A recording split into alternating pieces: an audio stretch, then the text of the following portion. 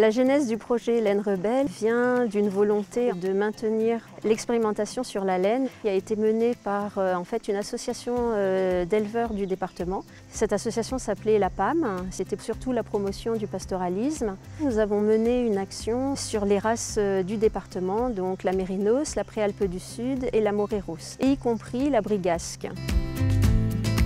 Le but, c'était justement de mettre autour de la table des compétences pour essayer de prendre toute l'expérimentation qui avait été faite avec la PAM et de le mettre dans une dynamique pour en fait essayer de développer sur notre territoire l'achat de laine auprès des éleveurs et de faire transformer en fait la laine sur la France et de faire revenir en fait sur le territoire du fil.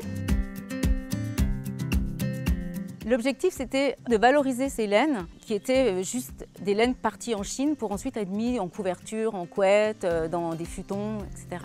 Le fait d'avoir démontré qu'on pouvait en faire du fil, c'était vraiment important. Parce que la valorisation, elle passe aussi par ce qu'on peut voir, toucher, en faire des habits, des accessoires. Leader a permis de financer les services d'une styliste qui nous a permis de créer notre première collection. On a pu commercialiser nos accessoires, donc c'était en 2019. Leader a aussi permis justement de créer un site web et se faire connaître. Ce projet autour de la laine sur le territoire, il est vraiment emblématique de comment un parc naturel régional veut travailler et de ce qu'un programme Leader entend soutenir en fait. On est parti de cette initiative, l'envie des agriculteurs de valoriser leur laine. Ensuite, on a pu accompagner des porteurs de projets qui voulaient bien essayer d'en prendre un risque, de développer une activité économique, d'abord sur des filières de niche. Et puis petit à petit, en discutant avec eux, on s'est rendu compte que même les filières très locales de niche, elles avaient besoin des outils de transformation qui peuvent exister dans d'autres régions en France. Et donc petit à petit, autour de ce projet, et grâce au soutien Leader, d'abord à l'appui de Laine Rebelle, puis en vue de réfléchir à comment on pouvait dépasser cette dimension-là, on a pu obtenir des financements pour aller explorer tout ce que les uns et les autres faisaient en France.